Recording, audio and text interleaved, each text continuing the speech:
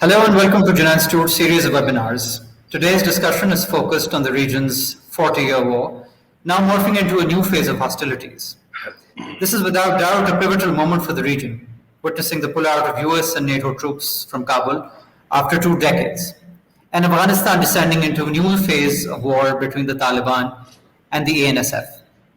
This is the endgame for all intents and purposes, and decades-old models that predicted political power grabs, combat capacities, or third-party interventions are all playing out in Afghanistan, with developments by the hour. As seen through media reports, scores of districts have fallen to the Taliban, who are sweeping through Afghan territory and are on a historic winning streak. But we're also seeing the Afghan government standing resolutely against that onslaught. The combat differential may not be very evident from the reportage, but it's clear that both sides may have some version of peace in mind and may not exclude the other entirely. We want to bring that up as a question today. And as the ground shifts constantly, we will try to make sense of what is going on, of priorities and options available to all parties, including Afghanistan's neighbors and international partners. I welcome to this webinar Ambassador Omar Samad, Afghanistan's former envoy to Canada and France and advisor to the chief executive. Lieutenant General Ambassador Doug Lute, US former permanent representative to NATO's North Atlantic Council. Mr. Zahid Hussain, veteran journalist and author of several books, including the recently published No Win War. And of course, the session will be chaired by Senator Rehman, president of Jinnah Institute. I thank you all for this webinar. If I can start straight up with Ambassador Omar Samad, who is present on ground and who is looking at things perhaps more closely than we have the luxury of looking at them. I'd like to get your sense, Ambassador Saab, of the violence going on. And, there's been talk of districts by provinces falling to the Taliban. And that may be, there may be some degree of alarmist reporting going on. Some have reason to believe that major cities will not fall to the Taliban and the ANSF will retain key cities. What is your reading of the situation and capacities at the moment? Thanks. Thank you very much, Mr. Zaidi. Thank you to you, to the Jinnah Institute, to Senator Rehman. Glad to be here with all other speakers. Yes, as you mentioned in your intro, it's a pivotal moment. And so the pivot obviously happened once the United States decided to go ahead with a pullout from Afghanistan and ending a 20-year mission. On the other hand, it also is happening at a time when the Taliban feel resurgent and have been taking territory, as you mentioned. The Afghan government and its political base is shrinking and feeling somewhat under pressure. And the region, obviously, on a daily basis, probably is hedging and is trying to figure out what's next and how to mitigate chaos and more warfare in Afghanistan, because from my point of view, I don't think it's helpful to the region overall.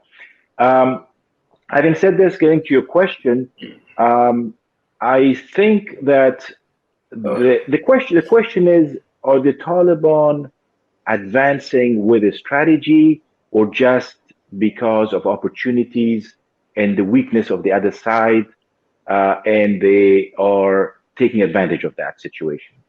If it's part of a political strategy that really looks at an end state that is formed and is going to be shaped through negotiations and talks in a political track, then I think we have an opportunity, a window of opportunity for grasping that moment when it arrives. I don't know if we have yet reached that moment. As you said, is that moment when most of the rural territories are under Taliban control and most of the provincial capitals in Kabul are surrounded, and most of the arteries are cut or can be cut. So it's a mix of military and political strategy, which is as yet to be enunciated by the Taliban clearly. On the other side, you have obviously reactions that range from um, full resistance, preparedness by locals and militias and popular movements, as well as the government playing a role in all of this, and the government still, uh, claiming authority and making sure that it doesn't lose more grip over the country, but feeling pressured, as I said. Um, so all of this is happening at a time when obviously the United States is a few days, just a few weeks um, before its deadline of September pullout. Now, I think the next few weeks, these 8 weeks or so that we have between now and September 11th, as was announced, is going to be critical in so many ways. It's going to either take us toward more talks and negotiations that are meaningful, and we can talk about what meaningful means later on, versus talks that have not been so meaningful so far, um, or take us toward a military option that can take different shapes over time. It can either lead to a full Taliban control of the country with pockets of resistance, a civil war situation, a stalemate that can be very agonizing for the Afghan people and for the region. So it can take on different forms. And so we are at the threshold of, again, another sort of crossroad between a political track and a military track that is very complex and can be very hurtful to the Afghan people. I will stop here and then we can continue later.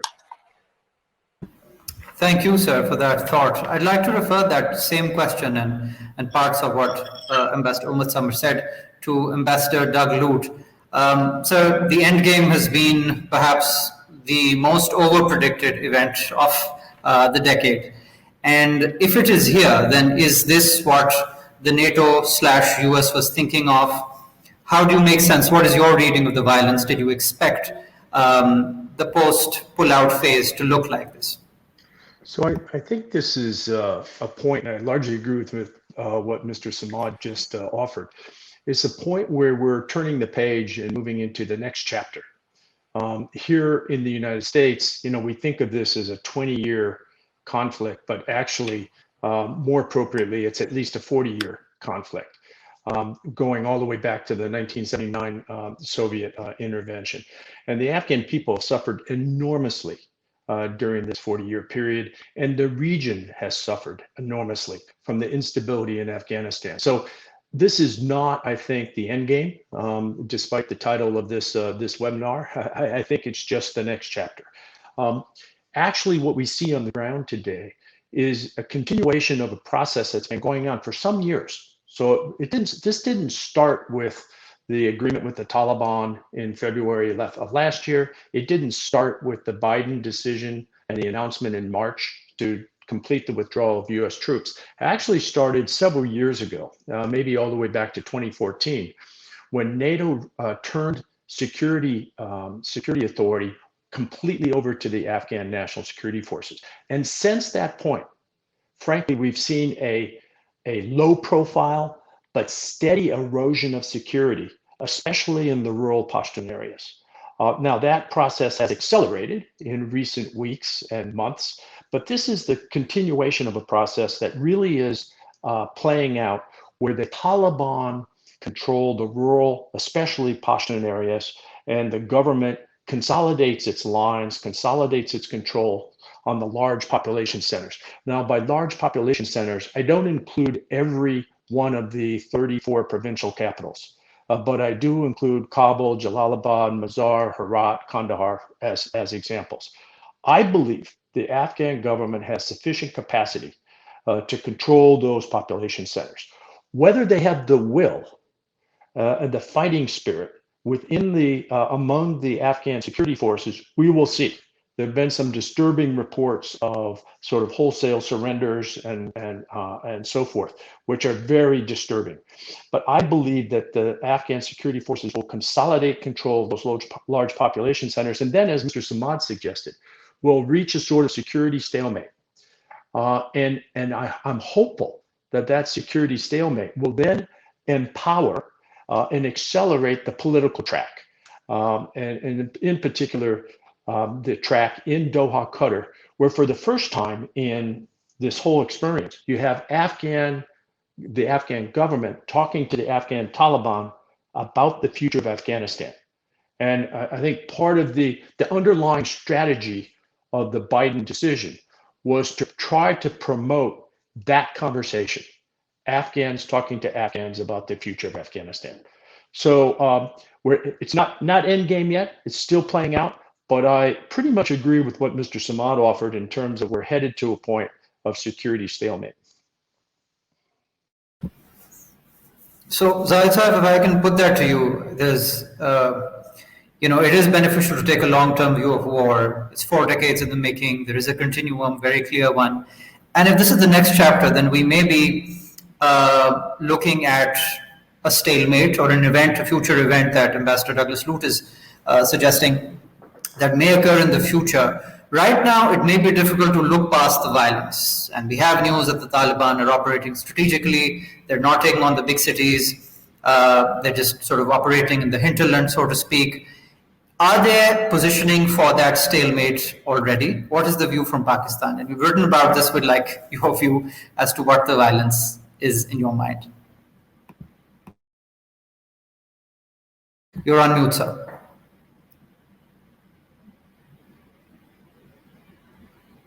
Yeah, can you hear me? Yes, thank you. Yeah. So, no, thank you. I agree with that there is a military stalemate, and the people who are talking about imminent fall of Kabul to Taliban, I don't agree with that at all.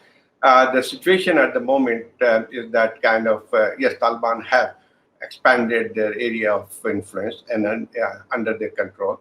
And the most spectacular and unexpected advance they have made is north, east, and northwest of Afghanistan. These areas were never been the stronghold of Taliban. In fact, actually, they have been center of resistance to the Taliban government in the past, and that is quite unexpected and surprising. Maybe actually there are several reasons. I think my view is that the Taliban have been preparing for that for quite some time. They do not, it's not just military, but they have also been engaging, some kind of politically engaging other groups there, and so they have been making alliances, local alliances, and another thing, and that has allowed them to get into those areas. But as far as the Pashtun belt is concerned, they still have I will not say control. Control is a very strong word. They may have influence over area. They have actually commanding position. But to say the control means actually they can run the government and they can run the administration. That's not correct. And they are actually the situation at the ground. And as Ambassador Omar Samad has pointed out, that it also the weakness of the Afghan government in many places, which had allowed the Taliban to increase their influence or basically have military success. Yes, actually, there are 460. What I gather, 460 district. Ambassador Omar Samad can correct me if I'm wrong, actually. And out of that, Taliban themselves claim about control over 150 districts, which means actually they think that they control half of Afghanistan may not be correct. And so at this point of time, and they have been very careful not to enter into major towns, leave aside Kabul, as absolutely right, as Ambassador Lute said, they have not gone into Kandahar, Jalalabad, Herat and other places, but for different reasons. I think one thing, I don't know if I'm correct, I read New York Times yesterday, that it was a part of Doha Agreement that Taliban would not enter those areas. They may be correct, but also there is reason to that. I think Taliban also understand that yes, temporary control or taking over a town may be easier, but to run and to manage the situation there will not be possible. What I see actually a kind of stalemate. The fighting will intensify over the next few weeks.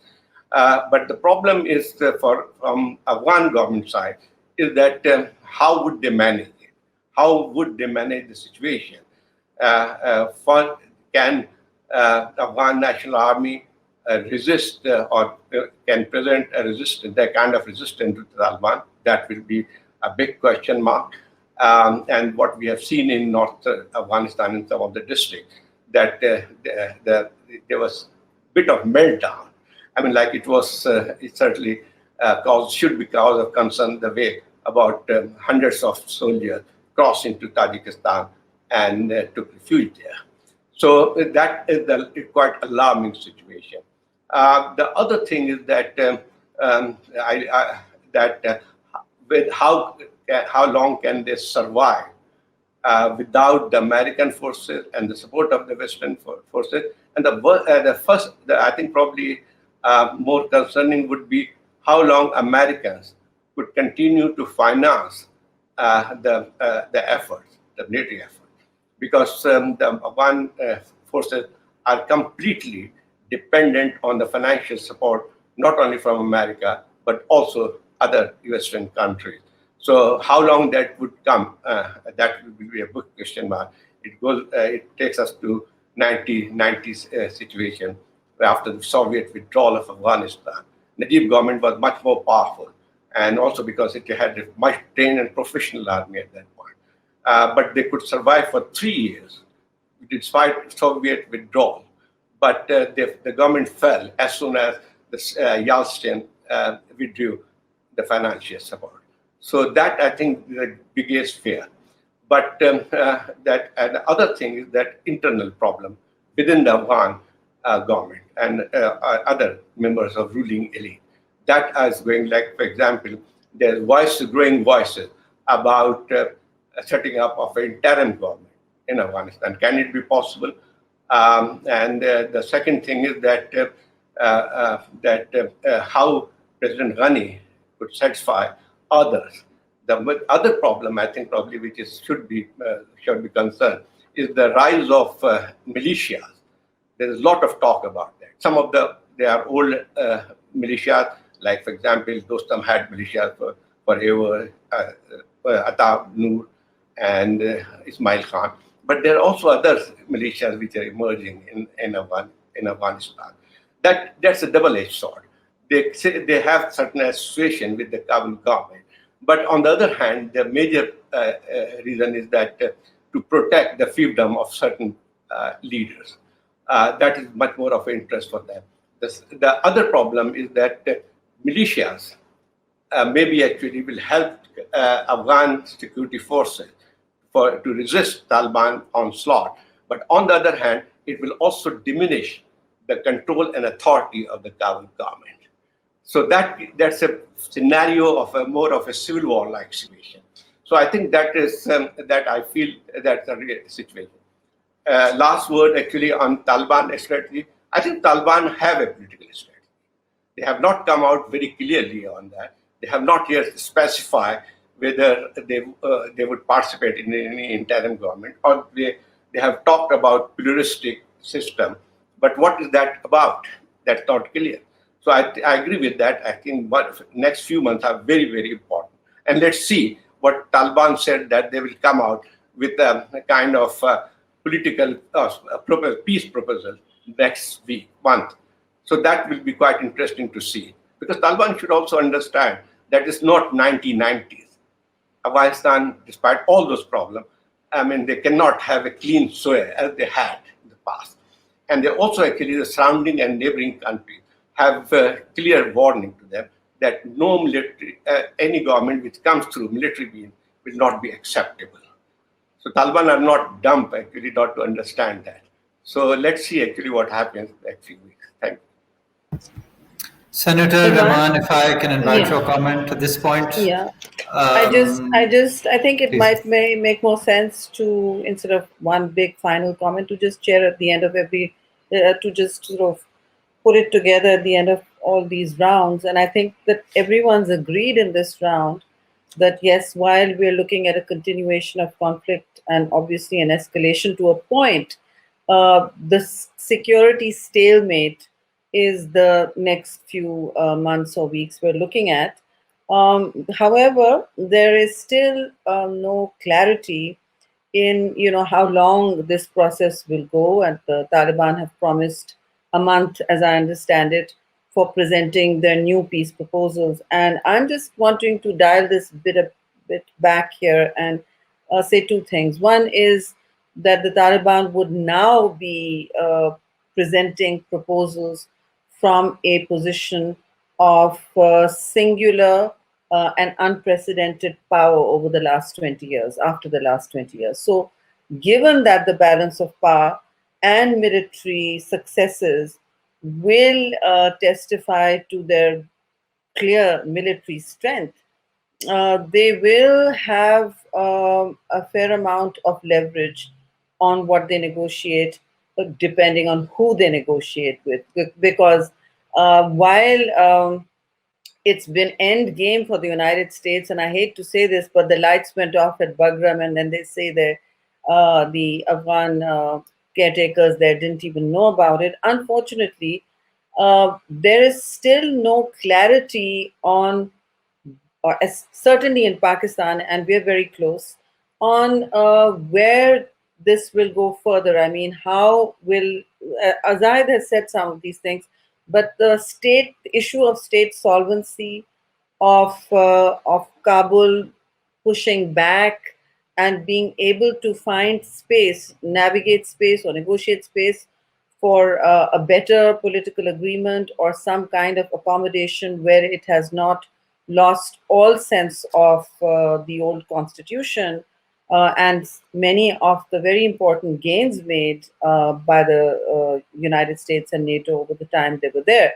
So these things, I don't think that we should lose sight of the fact that the Taliban will be negotiating from a place of relative power. And to my mind, that's very important in further assessments of where they'll take this, of who will be the new interlocutors, if at all there'll be new ones needed, because clearly the Ghani channel has not been working for them, for certainly the Taliban at least.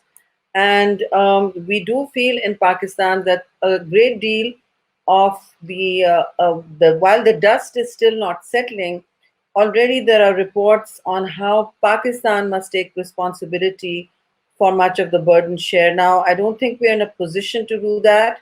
I don't mean refugees, that's a separate conversation entirely. I'm talking about leverage, the limits of leverage and influence, and how this, it has been an end game. It actually has been an end game, not of war, but of an American exit and a NATO exit. And we've gone on to a next stage where the war has not ended, but it quite the contrary, in fact.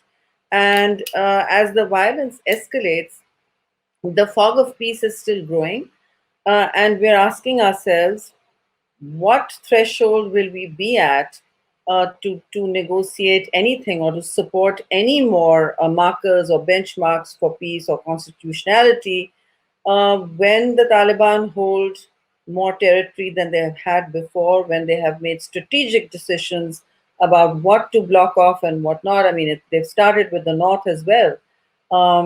And they have exit and entry, particularly the Tajikistan border.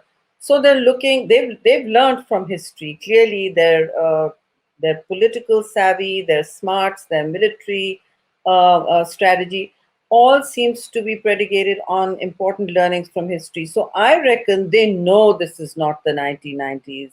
They know this is not the time of the Soviet withdrawal, but they also know that they are holding the balance of power. And this, in my view, was not the optimal time for the Afghan people to be stuck with negotiating a peace deal, nor is it opportune for Pakistan to be making a further burden share in terms of assuming responsibility. I don't think any one of us can.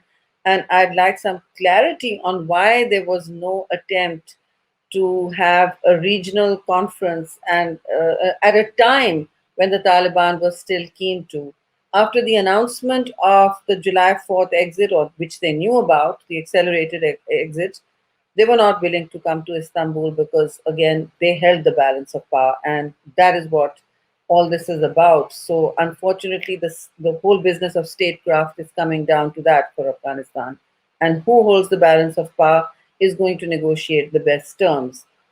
And those best terms may not at all be in our hands. The only levers in my mind are still with the United States and NATO and surrounding region in terms of funding and other support. So thank you. I'm sorry it was my interjection was a little long, but here we go. I look forward to hearing what are.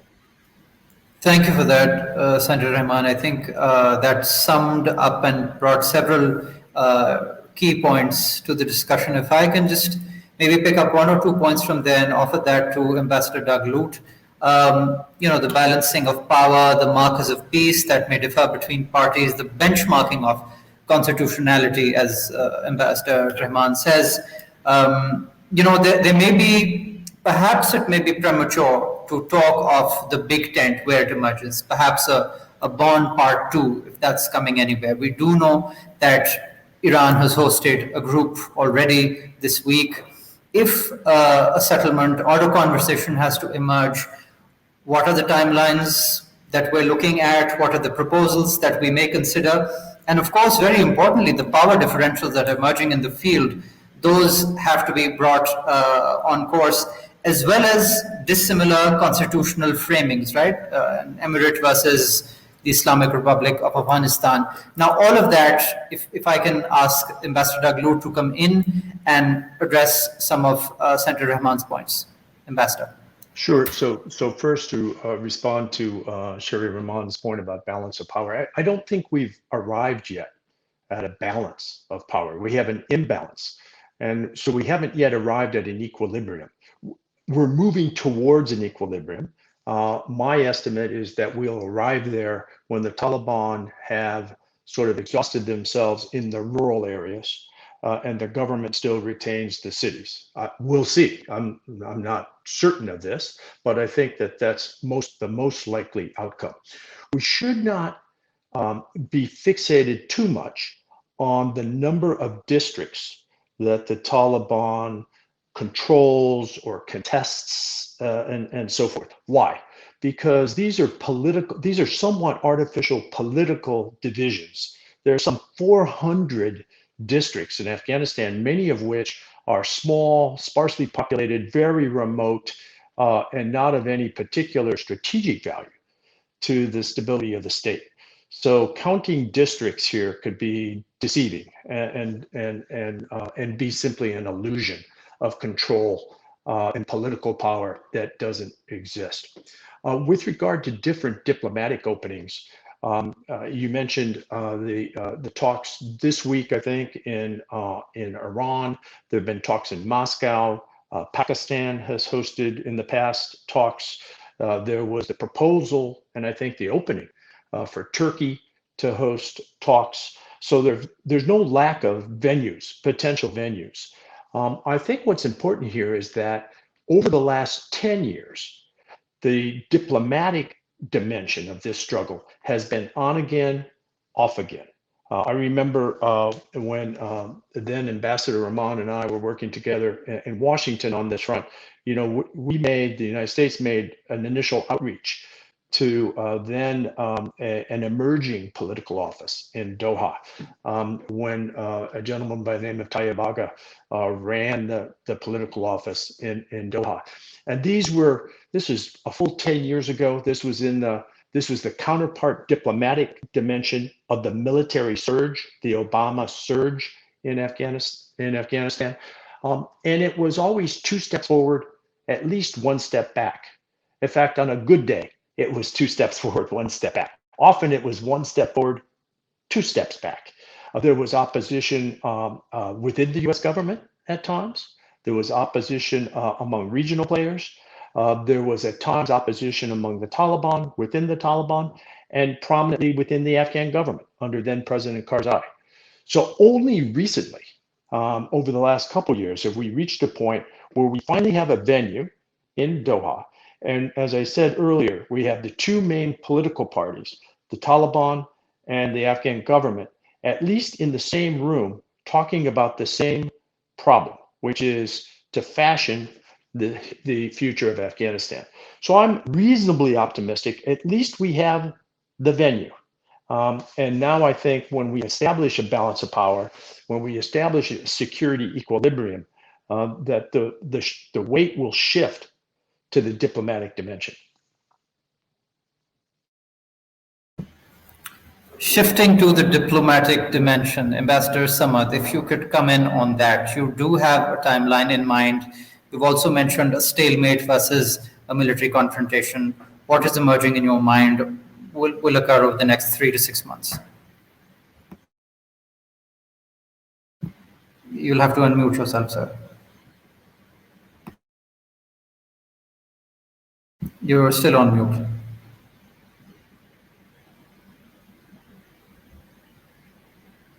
Yeah. We need to make sure that we learn from some of the errors of the past 3 years. We've had a lot of many lost opportunities in the past 3 years, which has led to a empowered Taliban and the situation we face today. I feel that at some point the Afghan sides could have genuinely and honestly engaged in substantive talks leading to a political settlement. But there are sides that chose not to do so. They were looking at timelines that had to do with the US elections. They were looking at timelines that had to do with Afghan elections that were so fraudulent and imperfect. They were looking at ways to prolong the war in order to gain politically and solidify their base. And that has had a cost. And the cost is what we see today. So the question that we are facing today is, are we going to repeat the same mistake? Knowing that now the Americans are 90% out of Afghanistan, whatever is left in Afghanistan may end up inside the US embassy. The Taliban are opposed to and still probably discussing this issue as to what this means. Today, President Biden is supposed to have a discussion with, today meaning on Thursday, with National Security Council and give some new input on Afghanistan and new thoughts on Afghanistan. I'm not exactly sure what he might be saying. We'll have to listen to that. But there's a push, obviously, to rebalance the military equation in Afghanistan. I'm not sure if it's going to work, if it's too late or not. But what we do need to do, whether it's to rebalance and then move on to the diplomatic track and the political track, or we realize that it's futile and that we need to get on the political track as soon as possible. Whether that is through Doha or a new platform, or a series of maybe UN-sponsored gatherings and regional input. What is happening in Tehran, I think, is very important in some ways because it's melting the ice a little bit, in the sense that you have, on one hand, the Taliban, on the other hand, you have representatives of the political class in Kabul, including one or two people representing President Ghani. But at some point, we need to know exactly what the Taliban want or need as one stakeholder in terms of melting and breaking this ice and the stalemate and moving forward. And we also need to know from the Kabul side and from the rest of the political structures in Afghanistan and the constituencies, what they're willing to give up and what they're willing to sacrifice and what they're willing to negotiate. moving forward, because there are some sticky points. There are unfortunately, there are some issues that need to be resolved either through military means or through a political accord. One of them has to do with uh, the future of the current government of President Ghani and whether Afghanistan needs a transition government, an interim period. And that is a very controversial and sensitive issue. And so I think that that has played quite a role, both in terms of military strategy as well as political strategy.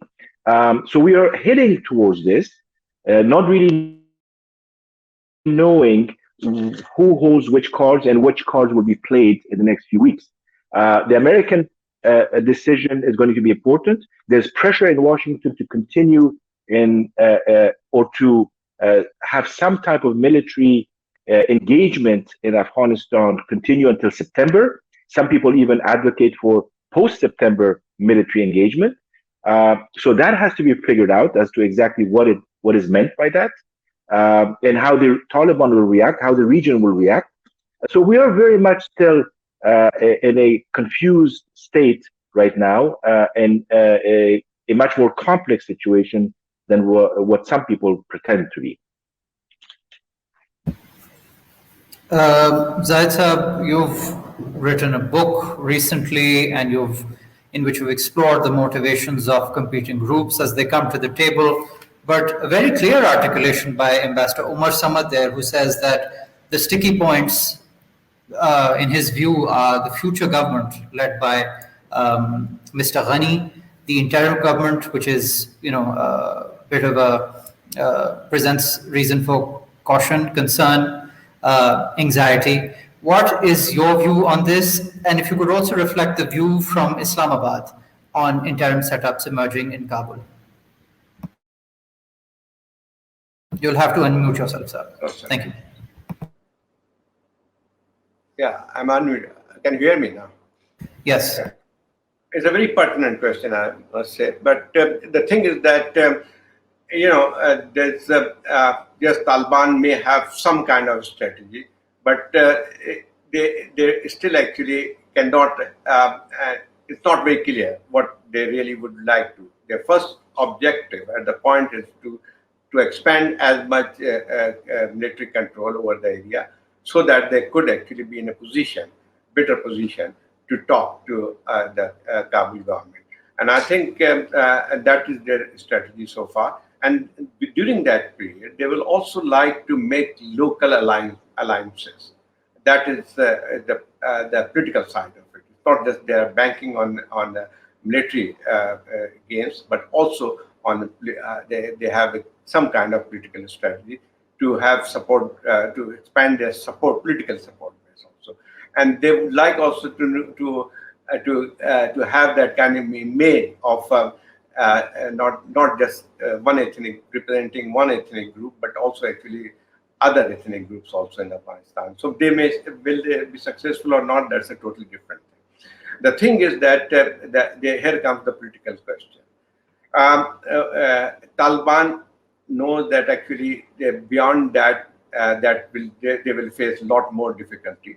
And as we have already discussed, that they're taking control over the major cities. They're not. The second thing is the Kabul government itself, the situation here. But there's a Ghani government. Is it losing the ground or that kind of political will or the capacity to offer any political solution or lead that?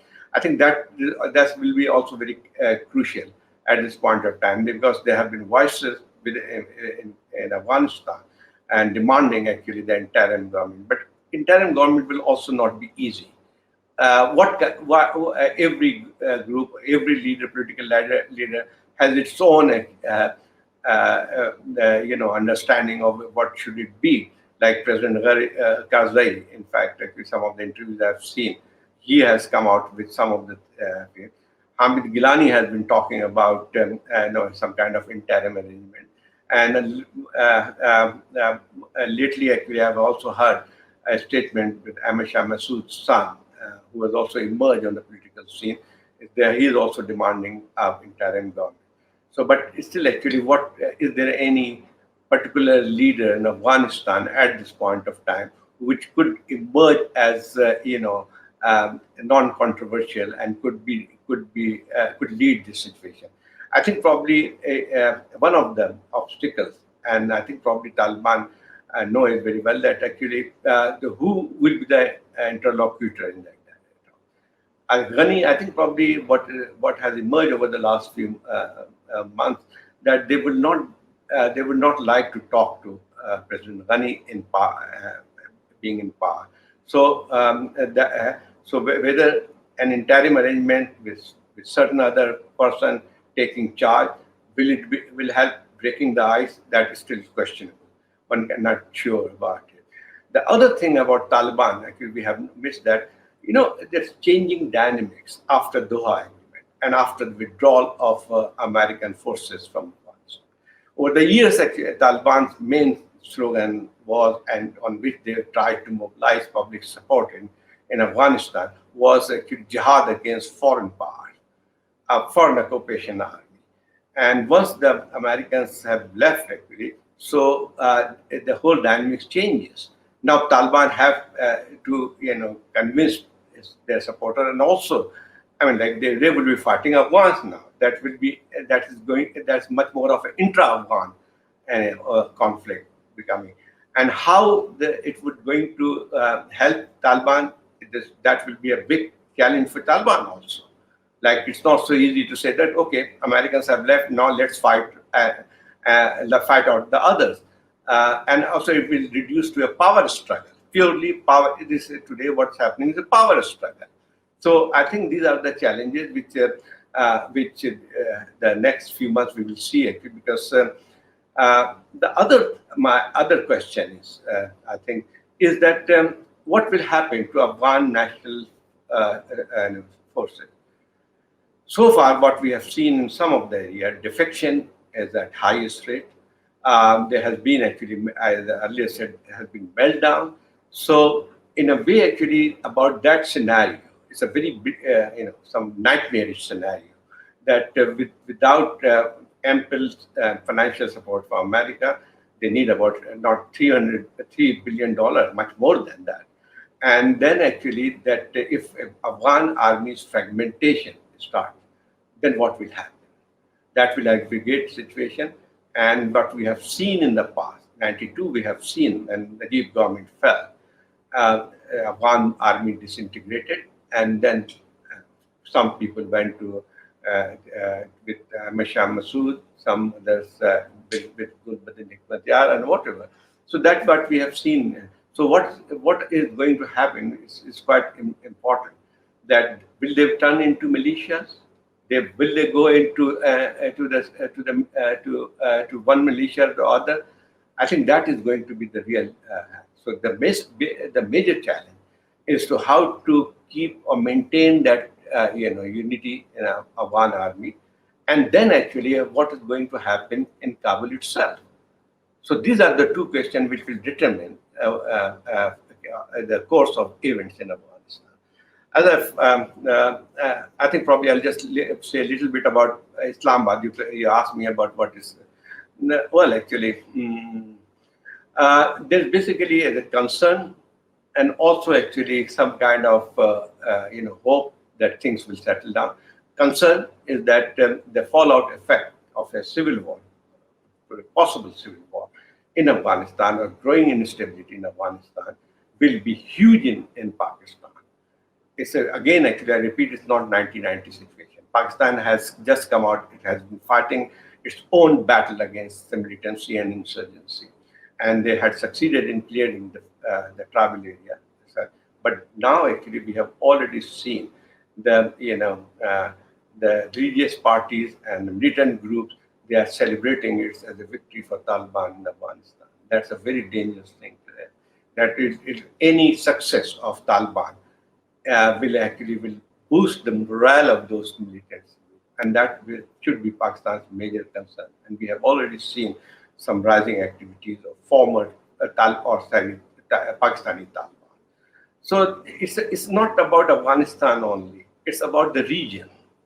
The entire region will be affected, right? Actually, so there comes the role of regional countries. I think probably that is going to be very, very crucial, because one thing actually, the convergence, at least at this point, there is consensus, growing consensus in the region that there has to be some kind of political settlement and no military solution and no military takeover. And I think probably that should be harnessed. I think regional countries should also get together, neighboring countries, surrounding countries, to at least actually to bring them on the negotiating table and work for a political settlement. Thank you, Zahid Saab. I was going to segue into the next round with this question of regional interests, but over to Senator Rehman. Could you want to respond to some of those questions, thoughts? Senator Rehman, over. Thank you, Salman. I think that because of our lack of time, it might be more helpful to just go straight into the next round, make it briefer, and then come to our an unhasty exit, I'm hoping. Sure. So, I mean, Zahid Saab's thought there that there has to be, regional countries have to come together, the creation of a big tent, or as Ambassador Doug Lute said, a series of smaller meetings. The venue is available.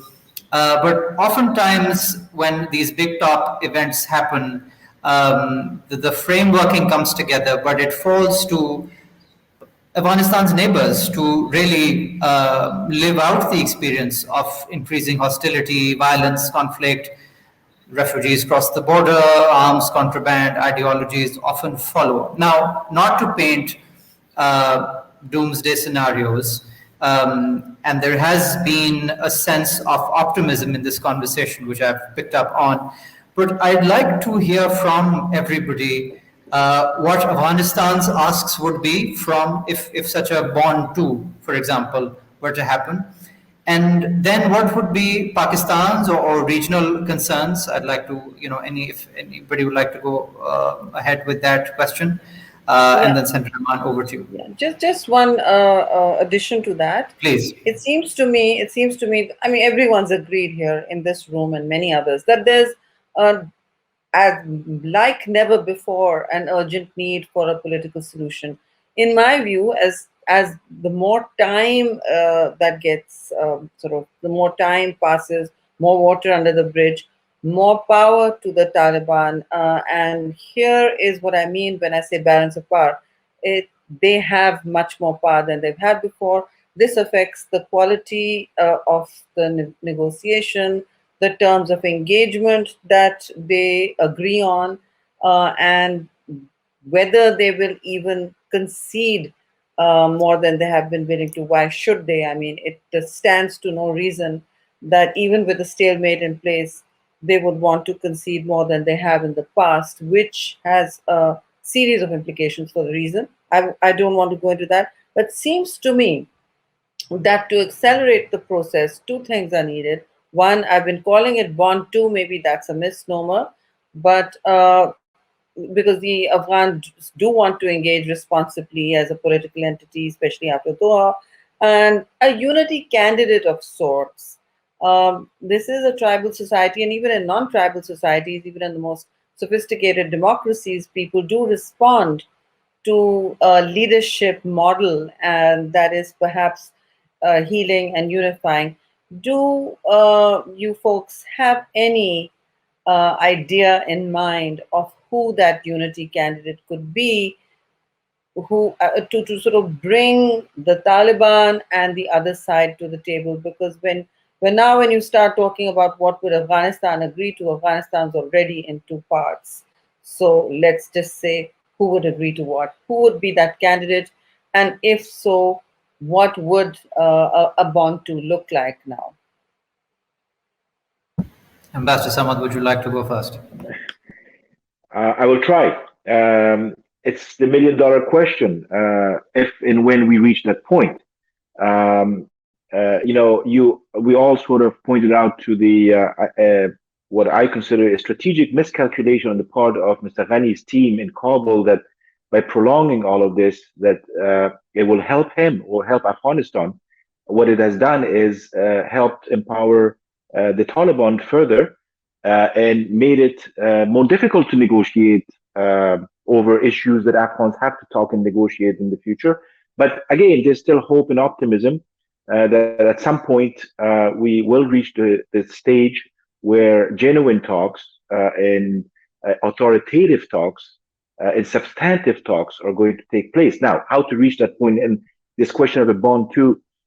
See, I think that this time around, yes, we may need a grand platform, a big tent, international, engagement and prodding. But the Afghans have to also, on both sides, have to come to terms first. Kabul has to come to terms on what it wants, as I said earlier, what it's willing to give up, what it's willing to do, and what input and output it wants. Same with the Taliban.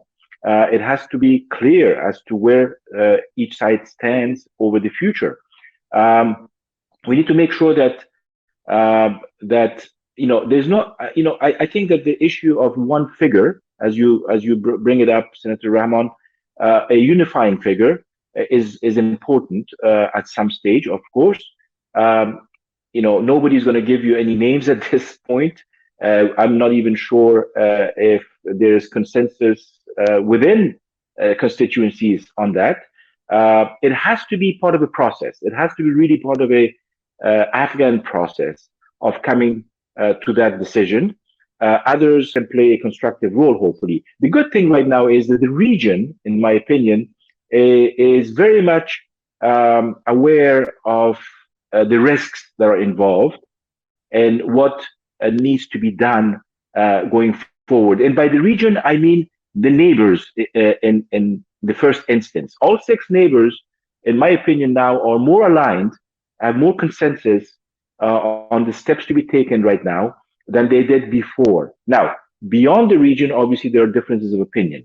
And there are different approaches that are being pursued.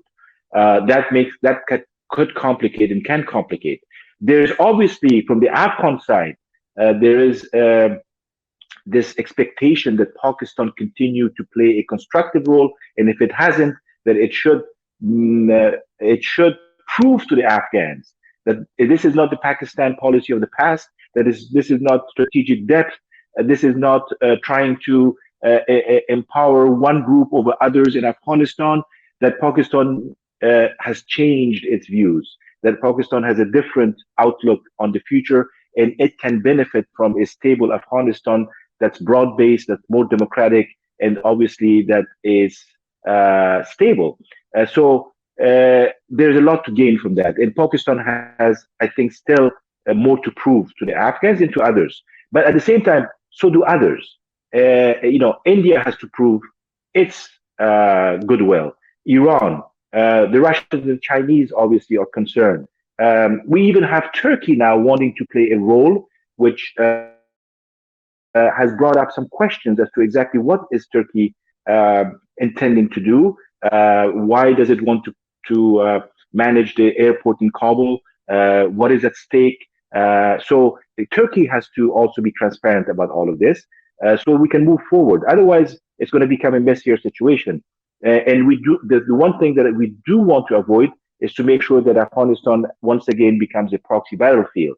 We have enough problems internally as it is. We don't want to recreate the scenarios of the 1990s. So there are opportunities, there are risks, and I think that we also have lessons from the last 2-3 years that we need to adopt and make sure that we do not fall into those traps again. Ambassador Lute, would you like to comment on that? So if this group is right, and eventually we see a military stalemate that then opens the door to diplomacy, I think it's worth considering, as we bring this session to a close, the coherence, the political coherence of the various parties. The immediate question had to do with the region. I think the US departure has focused and asserted a sort of sense of urgency on the regional actors, which could be very helpful as we move towards a diplomatic solution. I also think that we've given too little attention to the Secretary General of the United Nations appointment of Jean Arnaud as a UN envoy. So while the US has performed this envoy role for some years now, I think a significant UN leadership role could bring the disparate neighbors and the concentric circle of others involved, so Russia, the Gulf states, Turkey, and so forth, could assemble and convene the interested parties in a useful way. So I'm looking to see if Jean Arnaud is empowered and if he steps up to assert this role as envoy. For the two Afghan parties, in the past, it has largely been the case that the Taliban have been more politically coherent than the Afghan government. And this has given them an advantage at the bargaining table, in diplomacy. I take Ambassador Hussein's point that now, however, that dynamic may change. The coherence of the Taliban may erode, given that their war aim, jihad, occupation, and so forth, has been removed by way of the U.S. withdrawal. So it'll be interesting to see, is the Afghan Taliban, are they able to keep their forces in the field now that they can no longer claim that this is holy war against the unlawful occupiers? So they've got a coherence issue. And then finally, the Ghani government. The Ghani government has neither this one nor its predecessor was known at all for its political coherence. And in fact, that's been a major challenge, right? Who exactly is representing the government of Afghanistan at the table in Doha? And can the Ghani government, now that we're in this next chapter, form a level of coherence so that they can sit with the Taliban in a venue convened by the international community and speak with one voice? I think all these questions have to be answered on the international scene, on the Taliban scene, and on the government scene. So I think increasingly, the careful analysis here will shift away from which districts are falling and rising and so forth, and more towards this big macro picture in the diplomatic arena. Zahid Saab, over to you. Can you make sense of that macro picture away from the falling districts?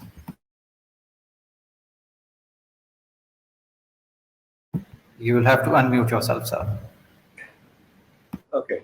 Well, I think first we should not actually talk about Bond 1, Bond 2, because it was a very different circumstances. And in fact, actually, what we see what happened in Bond 1, and in my book, I have seen that was the original sin, the way the whole thing was done.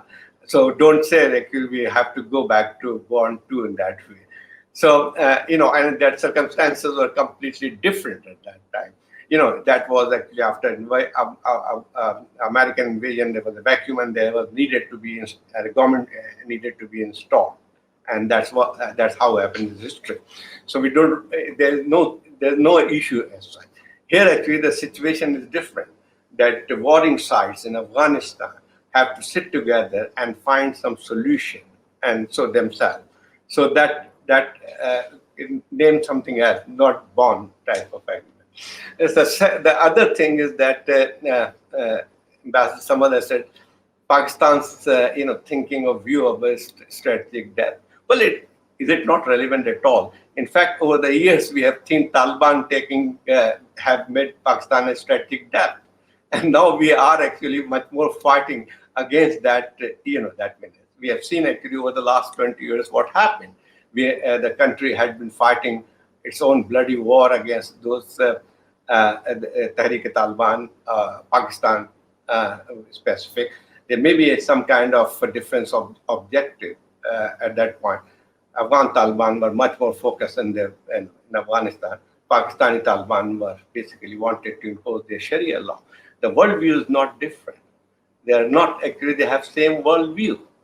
And so basically, as I earlier said, that it will give a boost to this. So basically, the Pakistan concern should be and is probably that how to fight that, how to manage this situation. So that's out of question. And I think probably you're right. Actually, these regional countries all have certain stake in peace in Afghanistan at this point, which did not exist in 1990s, which we saw.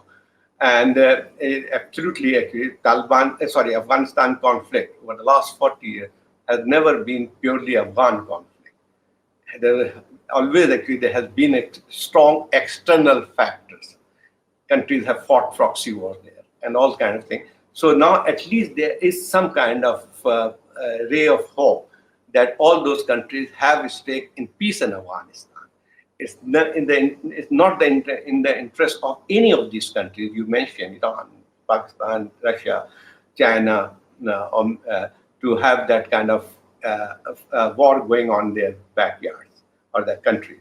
So because it will burn them all somewhere else. So I think probably that's a positive thing, and one should see some writer. And I think probably ultimately I agree with that. A situation might come where Taliban will also see, or they may accept the fact that military solution should not. And I think probably they will ultimately have to sit on the negotiating table. It may be much more long drawn, meetings or deal, or they're much more long drawn than what we have seen between America and Taliban. 18 months to it may take 2 years. But I think probably it could happen. That's my feeling. Senator Rehman, over to you for the last Right. word. Thank you. I just want to quickly just say a couple of things, not take too long. We're out of time to need to respond to Ambassador Samad and a little bit of what Zahid Hussain has said. I see Ambassador Lute being very careful. And so we have nothing to quibble about, which I think is a very good place to be in. And what is interesting to me is right now, here where we stand today, in this room has decided there's a security stalemate. Kabul is likely not falling anytime soon. And I think that is in Afghanistan's interests.